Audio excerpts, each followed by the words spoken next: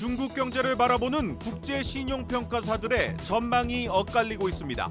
무디스가 중국의 국가 신용 등급 전망을 부정적으로 강등한 반면 S&P와 피치는 안정적 전망을 유지했습니다.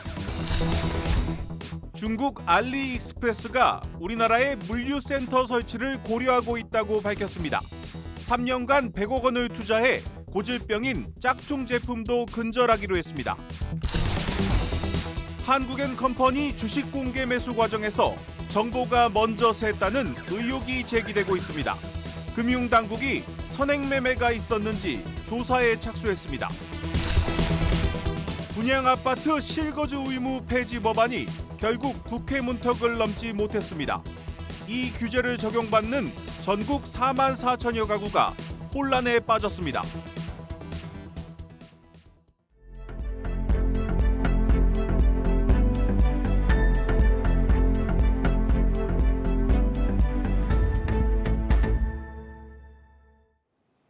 뉴스 플러스 시작합니다. 미국의 신용등급 전망을 낮췄던 국제신용평가사 무디스가 이번에는 중국의 신용등급 전망을 하향 조정했습니다. 이 사실상 신용등급 강등을 예고한 겁니다. 이 무디스의 경고대로 중국 경제가 위기를 맞을 경우 그 충격은 내년 전 세계 경제에 심각한 영향을 미칠 수밖에 없습니다. 첫 소식 박찬휘 기자입니다. 세계 3대 신용평가사 무디스가 지난달 미국의 신용등급 전망을 하향한 데 이어 중국의 등급 전망까지 낮췄습니다.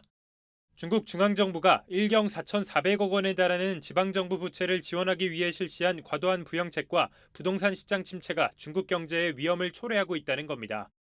무디스는 중국의 경제 성장률이 올해 5%를 기록한 뒤 꾸준히 하락해 2030년에 3.8%까지 둔화할 것으로 전망했습니다. 앞서 무디스는 미국에 대해 고금리 상황에서 정부 지출 감소와 세입 증가 관련 재정 정책이 없다며 재정 건전성 위험을 이유로 신용등급 전망을 하향 조정한 바 있습니다. 글로벌 투자은행들도 미국과 중국에서 비롯된 경기 침체 충격파가 전 세계로 확대될 수 있다는 우려를 내놓고 있습니다. 투자은행 UBS는 전 세계의 경제 성장률이 올해 3.1%에서 내년 2.6%까지 둔화할 것으로 예상했습니다. JP모건은 고금리 장기화로 인해 경기가 둔화되고 기업들은 이익이 감소하는 등 시장이 충격을 받을 수 있다고 진단했습니다. 미국이 경기 침체를 피하려면 연준의 조기 금리 인하가 필요한데 이에 대해 회의적인 의견도 나옵니다. Is the way Fed fund futures are operating right now, in that they are anticipating up to 6 different cuts in 2024 for the Federal Reserve. And I just don't see that happening. And, the Fed right now, as far as their own dot plot, is only at 2. 다만 무디스와 함께 3대 신용평가사로 불리는 피치와 S&P는 중국의 신용등급 전망을 안정적으로 고수 중인 것으로 전해져 경기 침체에 대한 상당한 시각차를 드러냈습니다. 한국경제TV 박찬유입니다. 중국 이커머스 업체 알리익스프레스가 보다 빠른 배송을 위해 우리나라의 물류센터 설치를 검토하고 있다고 밝혔습니다. 이 본격적인 국내 시장 공략을 위해 그동안 고질적인 문제로 지적돼 온 이 짝퉁 제품 근절에도 100억 원을 투자하기로 했습니다. 김예원 기자의 보도입니다. 중국 직구 플랫폼 알리익스프레스가 가품 근절을 위해 100% 환불이라는 초강수를 뒀습니다. 절반은 가품이라는 오명을 벗기 위해 가품으로 의심될 경우에 증빙 서류 없이도 90일 내 100% 환불을 해주겠다는 방침입니다. 이와 함께 판매자 검증과 페널티 시스템, 가품 식별 알고리즘 운영, 신고 기능 도입 등 조치도 취하기로 했습니다. 그러면서 최근 2개월 동안 알리에서 판매 중인 1억 개 상품의 1% 수준인 98만 개의 상품을 삭제 조치했다고 강조했습니다. 지적재산권 보호를 위해 향후 3년간 한국에 100억 원을 투자하겠다는 계획입니다.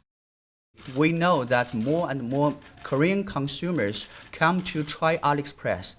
And it is the responsibility, I think, to satisfy our customers, including IPR protection. 알리익스프레스는 고물가 시대에 초저가를 내세워 국내 온라인 쇼핑 시장 점유율을 빠르게 늘리고 있습니다. 지난 10월엔 토종 이커머스인 G마켓의 이용자 수를 앞지르는 등 경쟁사들을 위협하는 수준으로 성장했습니다. 국내 이커머스 업체들도 중국산 저가 제품을 판매하는 경우가 많지만 현지에서 직접 매입해 유통 마진을 줄인 알리의 가격 경쟁력이 더욱 크기 때문입니다. 올해 한국에 1,000억 원을 투자해 1주에서 2주가 걸리던 배송 기간도 5일 수준으로 줄이면서 알리의 앱 사용자 수는 14개월 만에 2배 이상 폭증했습니다. 고질적인 문제로 지적되어 온 가품 논란을 잠재우고 나선 알리는 앞으로 배송 경쟁력을 강화할 의사도 내비쳤습니다.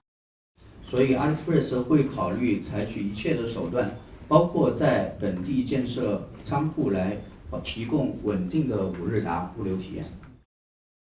국내에 물류센터를 두는 것도 고려하고 있다는 진전된 입장인데 독자적인 물류 시스템을 구축하기보다는 CJ 대한통운 등 한국 파트너사와의 협력을 강화하는 방식으로 보입니다. 알리의 최대 아킬레스건인 가품 리스크가 해소될지 주목되는 가운데 알리의 배송을 전담하고 있는 CJ 대한통운의 주가는 이날 3.52% 상승 마감했습니다. 한국경제TV 김예은입니다. 내년부터 연결 재무제표상 매출이 약 1조 원을 넘는 다국적 기업은 글로벌 최저한세의 부과 대상이 됩니다. 이 다른 나라에서 낸 세금이 글로벌 최저한세율인 15%보다 낮을 경우 우리나라에서 그만큼 더 세금을 부과할 수 있는 겁니다. 이 미국에서 인플레이션 감축법으로 막대한 세제 혜택을 받는 우리 기업들이 우리나라에서 내는 세금이 더 늘어날 것으로 보입니다. 신재근 기자입니다. 글로벌 최저한세는 연결 매출 1조 원 이상인 다국적 기업이 특정 국가에 내야 할 실효세율이 15%보다 낮을 경우 본국 정부에 미달분을 내도록 하는 제도입니다. 지난 2021년 국가 간 과도한 조세 경쟁을 방지하기 위한 취지로 도입됐고 경제협력개발기구를 중심으로 143개국이 글로벌 최저한세 도입에 합의했습니다. 우리나라는 내년 1월부터 이 제도를 시행하기로 했습니다. 국내에선 삼성과 현대차, LG, SK 등 약 300개 기업이 글로벌 최저한세 시행에 적용을 받게 될 것으로 분석됩니다. 글로벌 최저한세라는 게 해외 소득을 얻는 그런 기업들에 대해서 과세하는 방식이 완전히 달라지는 거기 때문에 기업들에 대해서도 영향이 있겠죠. 부담해야 할 세금이 사실상 가장 크게 늘어날 것으로 예상되는 산업은 2차 전지와 풍력, 태양광 등입니다.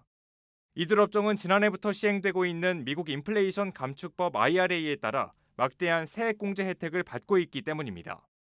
일례로 미국에서 배터리 생산을 늘리고 있는 LG에너지솔루션과 SK온은 올 들어 3분기까지 모두 합쳐 1조 원 가까운 세액공제 혜택을 받았습니다.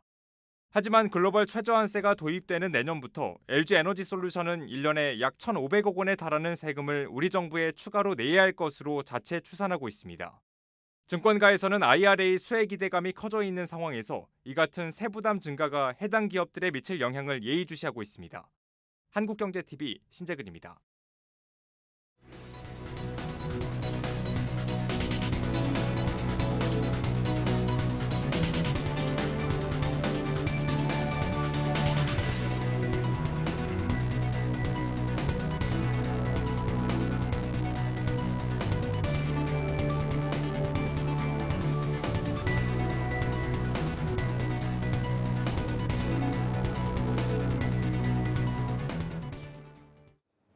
마켓플러스입니다. 형제의 난에 서막이 오른 지 불과 하루 만에 금융감독원이 한국엔컴퍼니의 주식 공개 매수 과정에서 불거진 선행 매매 의혹을 살펴보기로 했습니다.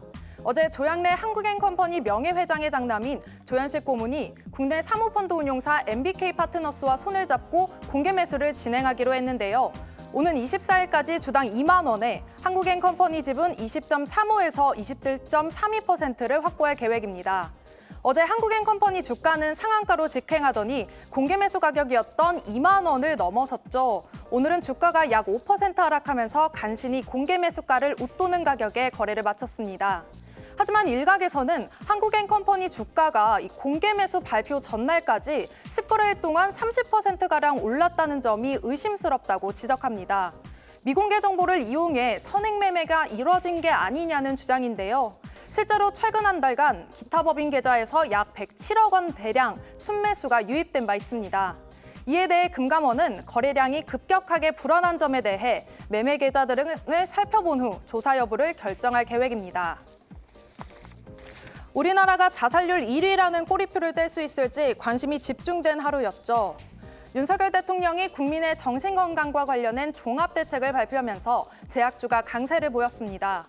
오늘 경남제약과 부광약품은 각각 9%와 3% 오른 채로 장을 마쳤는데요. 이외에도 CMG 제약과 환인제약 등 제약 관련주도 전반적으로 오름세를 보였습니다. 제약주들이 이렇게 급등한 건 어제 윤 대통령이 정신건강정책 혁신 방안을 발표했기 때문으로 풀이되는데요. 정부는 오는 2027년까지 100만 명의 심리상담 서비스를 지원하고 청년층 정신건강검진 주기를 기존 10년에서 2년으로 단축할 계획입니다.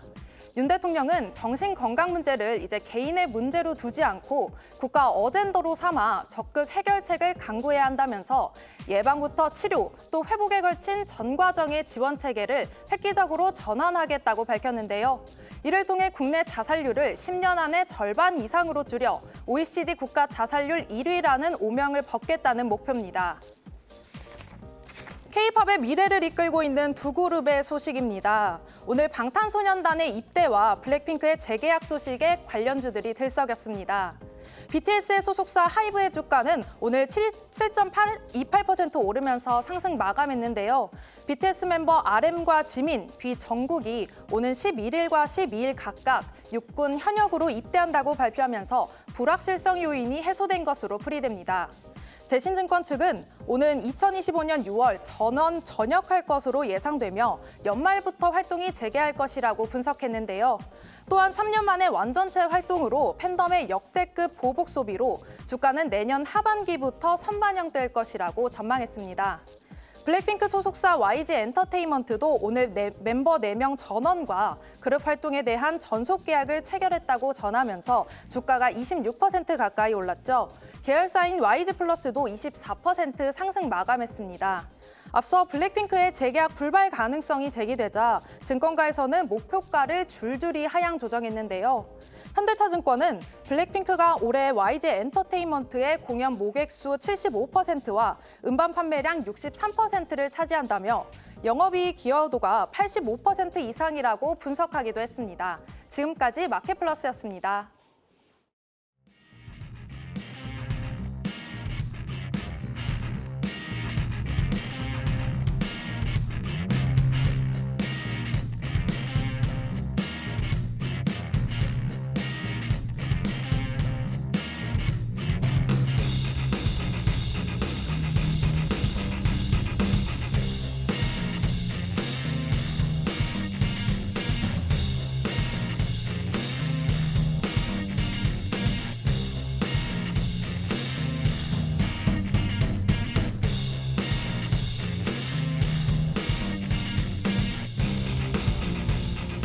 투싼 모델이 고객들로부터 외관 디자인에 대해서 사랑을 많이 받았는데 그 부분을 해치지 않으면서 실내에서 달라진 점은 미래지향적으로 디자인이 바뀌었고요.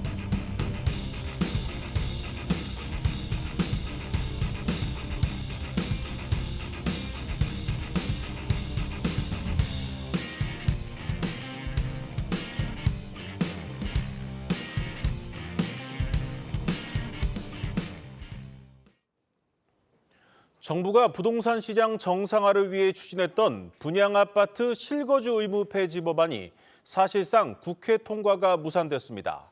이 규제를 적용받는 전국 4만 4천여 가구가 큰 혼란에 빠질 것으로 보입니다. 양현주 기자의 보도입니다. 올해 초 발표한 부동산 대책에서 전매 제한 완화와 패키지로 묶였던 실거주 의무 폐지가 결국 좌절됐습니다. 실거주 규제를 풀기 위해선 주택법 개정안이 국회를 통과해야 하는데 오늘 열린 올해 마지막 소위에서 논의조차 되지 못한 겁니다. 전매 제한은 풀렸지만 실거주 의무는 유지되는 반쪽짜리 규제 완화로 시장은 대혼란에 빠졌습니다. 시장에 풀린 분양권을 사도 정작 내 집에 들어가서 살지 못하게 됐는데 이를 어길 경우 범법자 신세가 되기 때문입니다. 특히 실거주 의무를 없애겠다는 정부 정책을 믿고 분양을 받은 사람들의 경우 전세를 통해 부족한 잔금을 채울 수 없게 됐습니다. 당장 다음 주부터 전매 제한이 풀리는 단군일의 최대 재건축 단지인 올림픽 파크 포레온이 대표적입니다. 매일같이 상담하시는 분이 10분이라면 한 7, 8분은 분양 받으실 때 실거주가 풀릴 것이다라고 홍보들을 많이 하시면서 이제 청약도 하시고 분양을 받으셨어요. 굉장히들 난처해 생각하시는 거예요. 현재 전국에서 실거주 의무를 적용받는 아파트는 총 66개 단지 4만 4천 가구에 달합니다. 최근에 고금리가 지속되면서 이런 이자를 감당하지 못하는 경우는 다시 팔 수밖에 없는 문제도 있고요. 이럴 경우에는 불이익을 당할 수 있거든요. 주택시장 거래에 상당한 영향을 미치지 않을까 하는 생각이 듭니다. 일각에선 실거주 의무가 결국 전세 대란을 부추길 것이라는 우려도 나옵니다. 서울에 입주난이 예고된 상황에서 분양주택 입주 시점에 쏟아져야 할 물량마저 나오지 못하면 공급 부족 현상이 심해질 것이라는 이유에서입니다. 실거주 규제로 예비 입주자들의 잔금 납부가 지연될 경우 건설사에도 부담이 될 수 있습니다. 분양 대금을 받아서 PF 자금을 이제 갚아 나가야 되잖아요. 이자 부담들이 있기 때문에 수익률이 떨어진 것뿐만 아니라 현금 흐름이 나쁜 중소건설업체들은 자금 압박을 받을 가능성도 있다라고 봐야 되죠. 전문가들은 실거주 의무를 무조건 입주 시점으로 하는 것이 아니라 매도 시점을 기준으로 하는 등 부작용을 상쇄하기 위한 완화안이 필요하다고 지적했습니다. 한국경제TV 양현주입니다. 최악의 어닝 쇼크를 기록한 반도체 설계 기업 파두 사태로 기술 특례 상장이라는 제도 자체에 대한 의문이 제기되고 있습니다. 이런 가운데 금융당국이 개선 방안의 하나로 IPO 바로 직전까지 월별 실적을 공개하도록 했습니다. 이 실적 부풀리기를 막자는 겁니다. 하지만 상장을 준비 중인 기업들은 난감하다는 입장입니다. 김동화 기자가 취재했습니다. 기술특례 상장 기업들은 앞으로 기업 공개를 위한 증권신고서를 제출할 때 직전 월까지의 결산 실적을 추가로 기재해야 합니다. 지금까지 회사들은 상장일 이전까지 나와 있는 분기 실적만 증권신고서에 기재했습니다. 예를 들어 분기보고서 제출일 기준이 분기말 이후 45일 뒤인 만큼 8월 15일 이전에 상장을 하게 되면 2분기 실적을 공개할 필요가 없었습니다. 하지만 지난 8월 상장한 파두가 2분기 실적 악화를 알 수 있었음에도 이를 숨기고 상장한 것이 아니냐는 의혹이 제기되자 금융감독원이 제도 개선에 나섰습니다. 제도 개선 이후 첫 상장에 나서는 LS 머트리얼즈는 정정 신고서를 통해 10월 매출을 공개했는데 영업이익의 경우 충당금 등 처리해야 하는 부분이 많아 회계상 오랜 시간이 걸린다며 공개하지 못했습니다. 실제 기업들은 상장 직전 실적을 정확하게 파악하는 것이 물리적으로 쉽지 않다고 호소합니다. 이 때문에 13일 상장을 앞둔 블루엠텍의 경우 실제치와 예측치가 다를 수 있다는 주의 문구를 증권신고서에 적어두었습니다. 저희가 이게 가결산인데 이거가 정확하지 않지 않냐 얘기를 했고 협의해서 작성했습니다.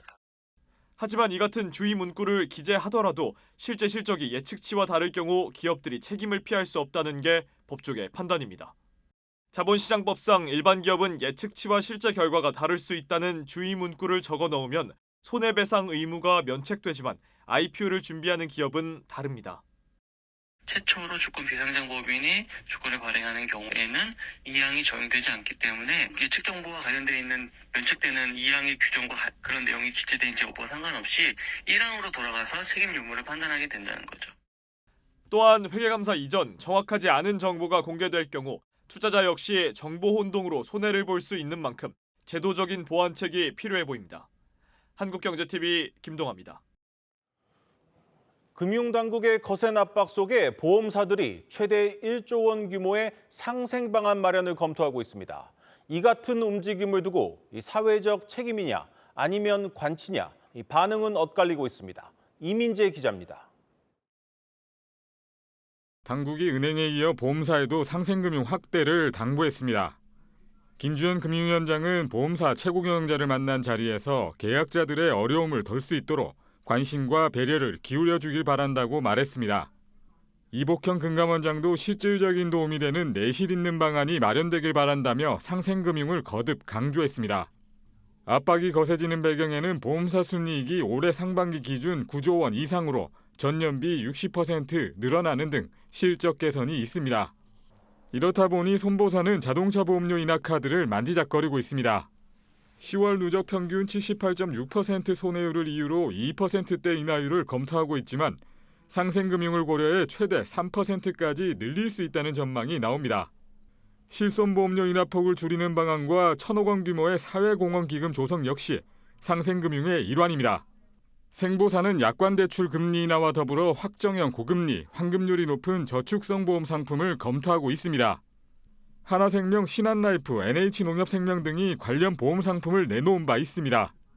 생명보험사회기금위원회 출연금 확대도 거론됩니다. 다만 일각에서는 매출 경쟁 심화와 건전성 관리에 대한 부담이 커지는 등 상생금융 역효과에 대한 지적이 나옵니다. 손해액 통제 등 다른 제도 개선이 뒤로 밀리는 부작용이 발생할 수 있다는 우려가 제기됩니다. 보면 어권들도 다 마찬가지일 텐데 부담을 많이 느끼는 건 이제 당연하고.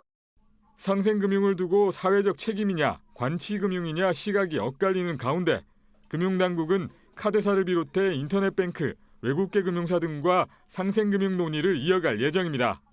한국경제TV 이민재입니다. 소상공인들을 위해 만들어진 전문은행 소소뱅크가 오늘 출범식을 갖고 설립을 위한 본격적인 준비에 들어갔습니다. 신용훈 기자입니다. 상시 근로자 수 10명 미만인 소상공인 사업체는 전국적으로 412만 개, 국내 전체 사업체 수의 67%가 넘습니다. 종사자 수는 720만 명으로 국내 사업체 종사자 수의 29%를 차지하고 있습니다. 이처럼 우리나라 경제에서 적지 않은 비중을 차지하고 있는 소상공인들이지만 이들을 위한 전문 금융기관은 전무한 것이 현실입니다. 이에 소상공인 단체는 소상공인을 위한 전문은행 설립준비위원회를 구성하고 본격적인 인가 작업에 들어갔습니다. 대출 상품이나 금융상품이 미비해서 전문적으로 특화된 전문적인 그 인터넷뱅크 소상공인을 위한 인터넷뱅크를 만들기 위해서 설립을 준비하고 있습니다. 예비 인가를 위한 초기 자본금은 총 5천억 원. 이 중 34%의 자본금은 4만 명의 소상공인 농인이 소액 주주로 참여하는 등 자본 조달 형태에 있어 기존 금융기관과는 다른 모습을 보이고 있습니다. 신용평가와 대출 상품 등 금융 지원 모델에 있어서도 차별화를 꾀하고 있습니다. 오로지 신용평가로서 소액 대출은 거의 신용평가로서 해줄 예정입니다. 그래서 그 신용평가 방법을 직능별 또 계절별로 해서 할 예정입니다. 그리고 이제 소상공인에 의한 그 소소 햇살론 그런 것을 만들어서 계속적으로 끊임없이 지원할 예정입니다. 소소뱅크는 올해 안에 사업 계획과 상품 개발을 위한 내부 팀 구성을 마무리하고 내년 2월에 금융위원회에 설립인가 신청을 마친다는 계획입니다. 정부의 특화은행 설립 의지에 발맞춰 국내 챌린저 뱅크 도입에 마중물 역할을 할 수 있을지 주목됩니다. 한국경제TV 신용훈입니다.